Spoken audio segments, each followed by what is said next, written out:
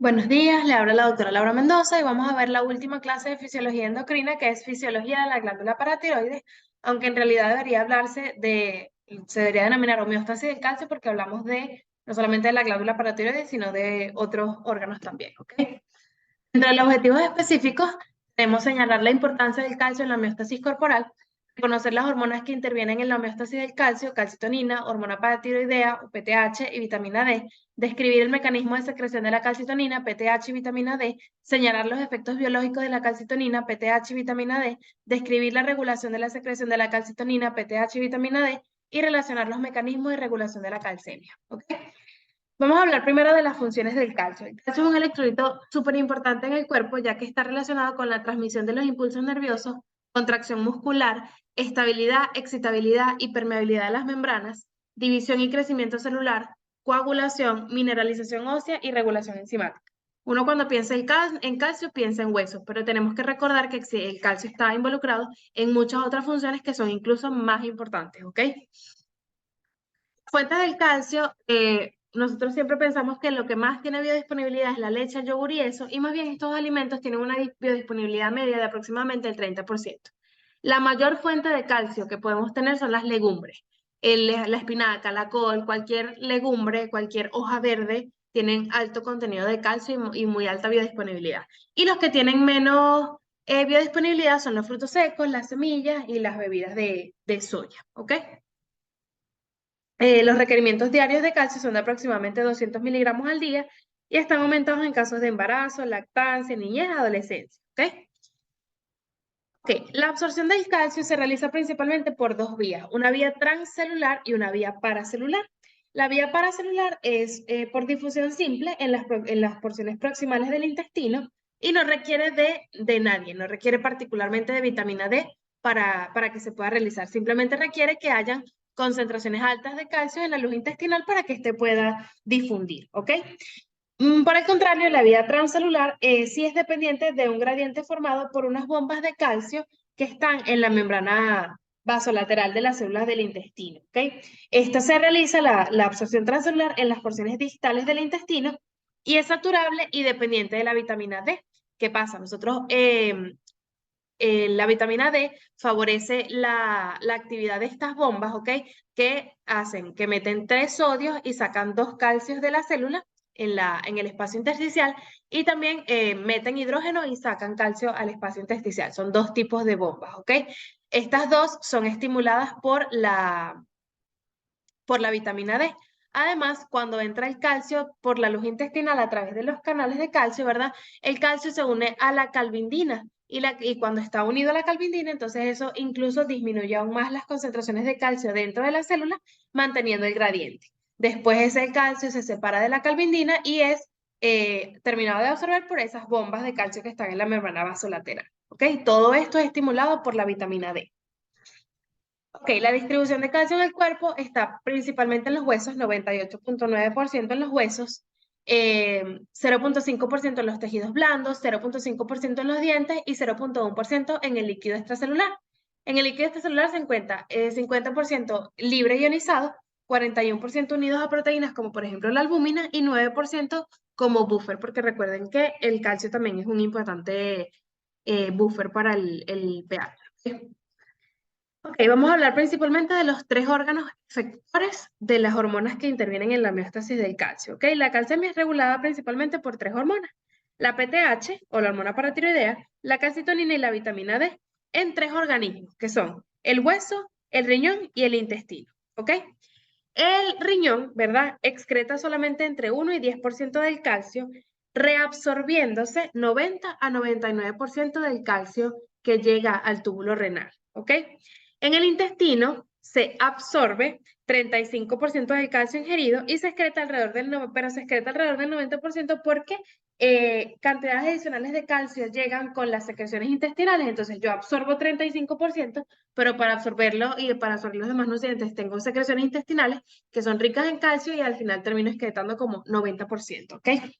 En el hueso, la mineralización y la resorción pues están más o menos en equilibrio, pero depende también del sexo y de la etapa de vida, ¿ok? También tiene mucho, por lo menos en el caso de las mujeres, tiene que ver mucho con los estrógenos, ¿ok? Para obtener calcio de hueso ocurre la resorción. Entonces son 3 palabras, 3 órganos y 3 hormonas. Reabsorción en el riñón, absorción en el intestino y resorción en el hueso. Y las 3 hormonas son la PTH, la calcitonina y la vitamina D. Vamos a empezar hablando entonces de la hormona paratiroidea. Recordemos un poco que las glándulas paratiroides están en íntimo contacto con la glándula tiroides que están en el cuello, ¿ok? Estas tienen 3 tipos de células que son las células oxífilas, las células principales, que son las que secretan la PTH, y por supuesto pues tenemos los sinusoides y los vasos sanguíneos. Son glándulas bastante irrigadas, ¿ok? Como todas las glándulas endocrinas. La PTH es una hormona peptídica de 84 aminoácidos y se secreta, por supuesto, como pre-pro-PTH. Esta se asciende, se convierte en pro-PTH y luego se secreta como PTH o hormona paratiroidea, ¿ok? Sí. Entonces, las funciones de la hormona paratiroidea.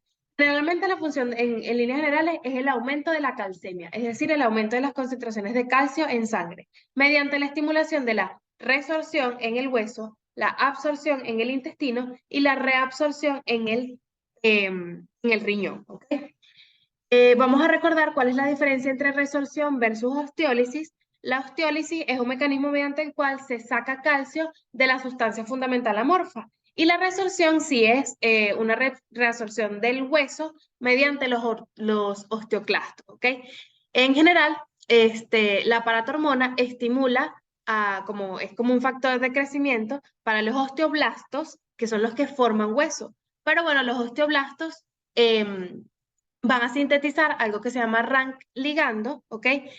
Y ligando de osteoprotegerina. El rank ligando se une a la osteoprotegerina y la osteoprotegerina lo que hace es que, como su nombre lo indica, protege el hueso, ¿verdad? Evita la degradación. Entonces, cuando se secreta la PTH, ella estimula a los osteoblastos para que produzcas ese rank ligando, ¿verdad? Y ese rank ligando se va a unir a un receptor en los osteoclastos y estos osteoclastos van a favorecer la resorción ósea, ¿ok? Entonces, es un mecanismo medio extraño porque lo lógico sería que la PTH se uniera directamente a un receptor en los osteoclastos, pero bueno, aquí nos complicamos un poquito la vida, ¿ok? La PTH estimula los osteoblastos producen un RAN ligando, ese RAN ligando se une a un receptor en los osteoclastos y los osteoclastos se convierten en los precursores de osteoclastos, estos precursores se convierten en osteoclastos y estos van a reabsorber el hueso para liberar el calcio que está ahí guardado. También ese RAN ligando, como les mencioné anteriormente, se une a la osteoprotegerina y la inhibe para que la osteoprotegerina no pueda como proteger el hueso, ¿ok? Por decirlo de alguna manera. Esa es la resorción. Y la osteólisis es la obtención de calcio de la sustancia fundamental amorfa, ¿sí? Entonces, la PTH estimula la absorción, la resorción y la reabsorción de calcio, ¿sí? Cuando el calcio plasmático disminuye, entonces las glándulas paratiroides aumentan la secreción de hormona paratiroidea y aumenta la concentración de hormona paratiroidea plasmática. ¿Esto qué va a hacer? En los huesos va a favorecer la resorción, ¿verdad? Favoreciendo la liberación de calcio en el plasma y normalizando el calcio plasmático. Además, en los riñones va a favorecer la reabsorción de calcio, ¿verdad? Lo que va a disminuir la excreción de calcio de la orina y como yo disminuyo la excreción de calcio, pues tengo más calcio en el plasma, ¿ok? Además, en el riñón va a favorecer la formación de 1,25 de vitamina D3, ¿ok? Y esa vitamina D3 va a favorecer la absorción de calcio en el intestino. Y todo esto va a favorecer la normalización del calcio plasmático, ¿ok? Entonces, ¿cuáles son los factores que estimulan la secreción de PTH? La hipocalcemia, por supuesto, porque ella favorece el aumento de las concentraciones de calcio en el plasma. La hiperfosfatemia, porque si el fosfato está alto, el calcio está bajo, son dos electrolitos que como que van al contrario, por decirlo de alguna manera. Y la inhibición de la secreción de la PTH es por la hipercalcemia, porque si ya yo tengo mucho calcio plasmático, ¿para qué voy a favorecer toda la reabsorción, absorción y resorción? Y el calcitriol, porque eso es un mecanismo, a pesar de que el calcitriol, que es vitamina D3, está relacionado con la con el aumento del calcio plasmático también tiene que controlar la respuesta de la PTH a la hipocalcemia, ¿ok? Es un mecanismo de control, de un freno, por decirlo de alguna manera, ¿ok? Perfecto, vamos a hablar ahora entonces de la vitamina D. La vitamina D se encuentra en manera de ergocolecalciferol o colecalciferol, ¿verdad? Se puede obtener mediante el consumo por la dieta, ¿verdad? Como ergosterol, y eso se convierte en vitamina D2. Y la vitamina D2 entonces se convierte después en vitamina D3. O también por los rayos UV, ¿verdad? Tenemos el dehidrocolesterol o la provitamina D, que por los rayos UV se va a convertir en vitamina D2, ¿ok? Esa vitamina D2 va a ir al hígado y por la D25-alfa-hidroxilasa se va a convertir en calcidiol. Y el calcidiol después va a llegar al riñón y por la 1-alfa-hidroxilasa se va a convertir en D3 o calcitriol, ¿ok? Entonces, la vitamina D la podemos obtener de la dieta como ergosterol o la podemos convertir a partir del colesterol por los rayos UV en la provitamina D2 o provitamina D3. Después vamos al hígado, se convierte en vitamina D2 y después va al riñón y se convierte en vitamina D3, ¿ok? Ese es el mecanismo de obtención.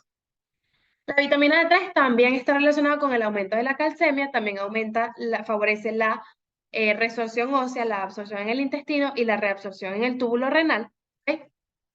Y como les mencioné anteriormente, ella favorece la absorción de calcio principalmente en el intestino mediante la estimulación de la calvindina, que recuerden que el calcio entra por los canales iónicos en la luz intestinal, ¿verdad?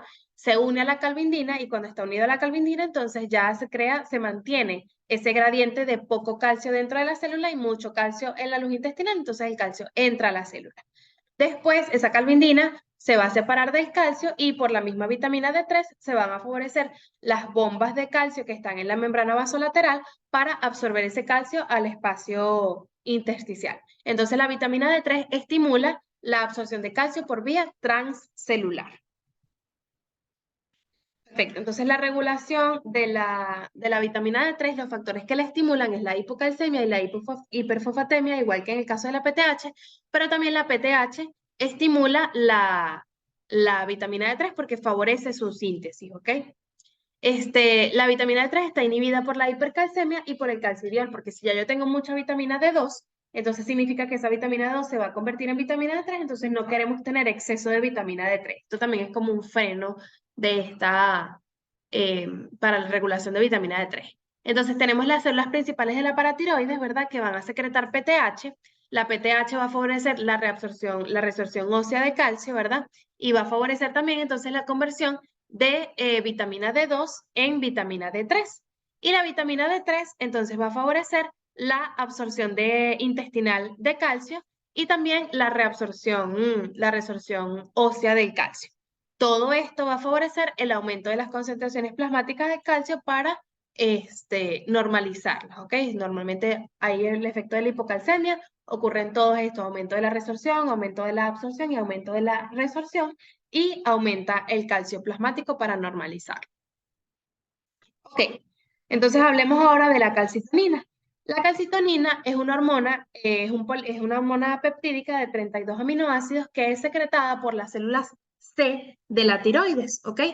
De la glándula tiroides. Entonces ella se sintetiza como una calcitonina, luego se descinde y se convierte en calcitonina, ¿ok?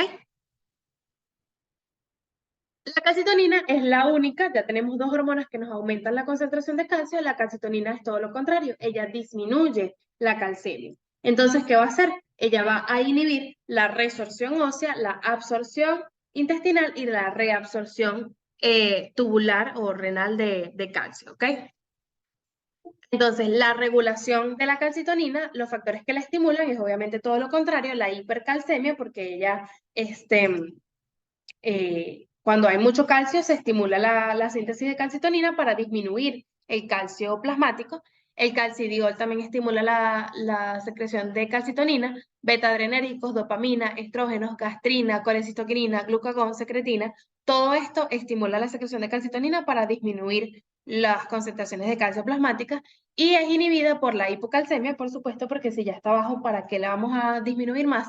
La hiperfosfatemia, porque como les dije, el fosfato y el calcio como que son electrolitos contrarios, cuando uno está alto, el otro está bajo, y también está inhibida por la PTH, por supuesto, ¿ok? Entonces, en resumen, ¿verdad? Entonces tenemos una persona que se bebió un vaso de leche con galletas, ¿verdad? Y todo este calcio llega al intestino, ¿verdad? Parte de ese calcio se va a excretar en las heces, pero también parte de ese calcio, aproximadamente el 10% se va a absorber, ¿verdad? Y va a llegar al líquido extracelular, ¿ok? Esta absorción de calcio es estimulada por la PTH y la vitamina D3 o calcitriol, ¿ok? Entonces, cuando tenemos calcio en el líquido extracelular, recuerden que tenemos tres órganos, tenemos el hueso, el riñón y el intestino. Entonces, en el caso del hueso, recuerden que la PTH va a resorber hueso para sacar calcio de ahí y pasarlo al líquido extracelular. Y por el contrario, la calcitonina va a pasar, va a meter calcio en el hueso, va a favorecer los osteoblastos para la disminución del calcio en el líquido extracelular, ¿ok? Luego ese calcio que está en el líquido extracelular por filtración pasiva va a llegar a los túbulos renales, ¿verdad? Y entonces, dependiendo de cuánta cantidad de PTH y cuánta cantidad de calcitonina haya, vamos a excretar el calcio en la orina, ¿ok? La PTH favorece la reabsorción de calcio desde el túbulo renal hacia el líquido extracelular y la calcitonina, por el contrario, inhibe la reabsorción de calcio y entonces favorece más bien la excreción de calcio en la orina, ¿ok? Bueno, muchas gracias por prestarme atención. Espero que le hayan sacado bastante provecho a estas clases. Si tienen alguna pregunta, como siempre me pueden contactar. Ya les he dado mis números varias veces. Bueno, espero que tengan una feliz tarde.